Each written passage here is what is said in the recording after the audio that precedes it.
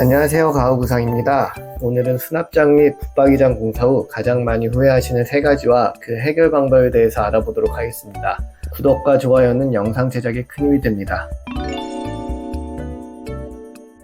첫 번째는 바로 손잡이가 없는 반동 푸시 도어입니다. 모던한 디자인의 가구가 유행하게 되면서 수납장들의 손잡이까지 제외해달라는 요청들이 많으십니다. 손잡이를 제외하게 되면 문을 열기 위해선 살짝 누르면 도어가 밀려나오는 반동 푸시 하드웨어를 사용하게 됩니다. 손잡이가 있다면 잡고 바로 열 수 있는 도어에 한 가지 동작이 더 추가되다 보니 특히 자녀들이 있는 가정에서는 공사 완료 후 손잡이를 후 시공하는 경우가 종종 있었습니다. 이렇게 손잡이가 없는 경우 시공기사님 없이 할 수 있는 해결 방법을 알려드릴게요.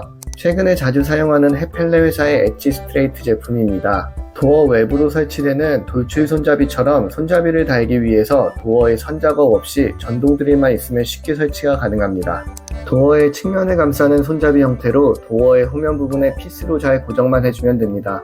도어 옆에 붙는 손잡이의 꺾인 부분의 두께도 얇게 구성이 되어 있어 설치되어 있는 도어들 사이 유격을 수정할 필요 없이 설치가 되실 겁니다.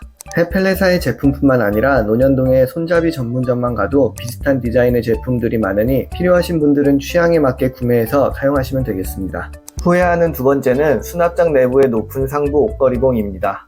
상부 무몰딩 디자인이 유행하면서 붙박이장의 몸통을 천장까지 꽉 차게 시공하시는 분들이면 손이 닿지 않아서 한 번씩 불편함을 느끼셨을 겁니다. 키가 크신 남성분들은 사용에 큰 불편함을 못 느끼셨겠지만 키가 좀 작으신 여성분들의 경우 손이 닿지 않아서 수납거리봉을 사용하신 경험이 있으실 겁니다. 이런 경우 가구 설치 전 미리 자기가 가지고 있는 옷들의 높이를 확인해보고 그에 맞게 내부 높이를 조정해달라고 요청해야 합니다.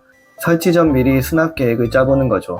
상하부 나눠지는 반옷장의 경우에는 상부에는 많이 입지 않는 수납 박스를 올릴 수 있는 선반을 설치하여 옷걸이봉의 높이를 손에 닿는 높이로 설치해줍니다. 주의하실 부분은 자기가 가진 옷의 수납 계획이 먼저입니다. 옷걸이봉 높이를 신경 쓰다 옷이 선반에 끌리게 되면 안 되니 가구팀과 세밀한 상담과 미팅이 필요하겠죠?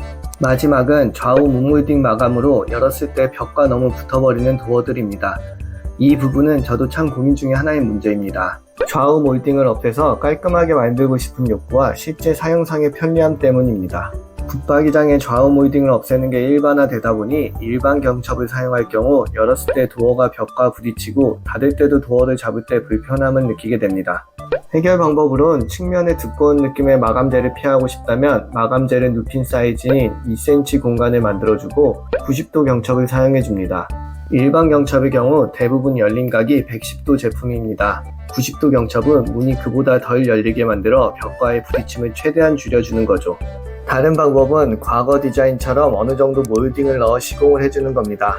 5에서 6cm 정도의 측면 몰딩을 시공하여 도어가 열리고 닫을 때 신경 쓰이지 않게 공간을 만들어주는 거죠. 공사 전 미팅 시 말씀드리는 사항들이지만 최근에는 약간의 불편함을 감수하더라도 무몰딩 시공을 대부분 선택하십니다. 오늘은 수납 붙박이장 시공 후 많이 들었던 불편사항 내용들과 해결 방안에 대해서 정리해보았습니다. 저는 더 좋은 내용으로 찾아뵙도록 하겠습니다. 감사합니다.